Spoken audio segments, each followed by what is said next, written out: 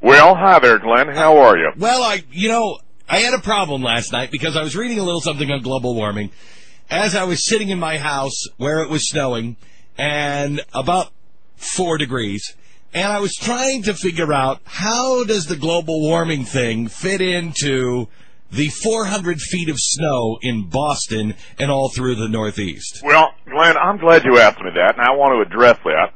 First off, I want to thank you for taking the time in the privacy of your own home to read about global warming. Yeah, sure. I also want to take this opportunity to encourage your listeners not to use hairspray that comes out of a spray can, but instead try to use a pump.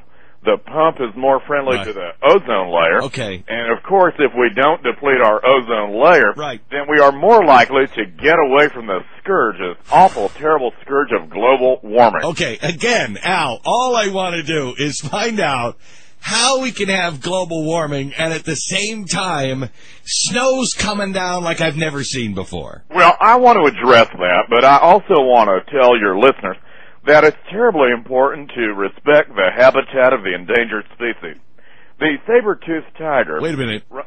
Wait, Al, again, just really want to know how we can have global warming at about 4 degrees last night. Well, Glenn, have you gone outside and actually touched the snow on the ground?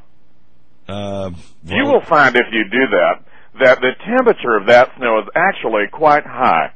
The actual snow itself, if you touch it and kind of rub a little bit of it on your arm, wait a minute. You will find that snow is, that's hot. That is hot snow. You're saying that the temperature is actually a lot warmer than it appears. Oh, I'm saying that snow will scald you. That is hot, hot snow. Really? Be careful of that. Okay. And whatever you do, don't let your children play in it because they might get burned.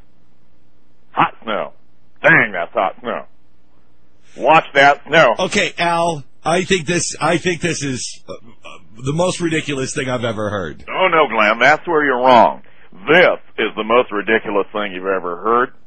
All of that rain that's been falling on the state of California is very hot rain. And it's not only hot, it's actually a very dry rain.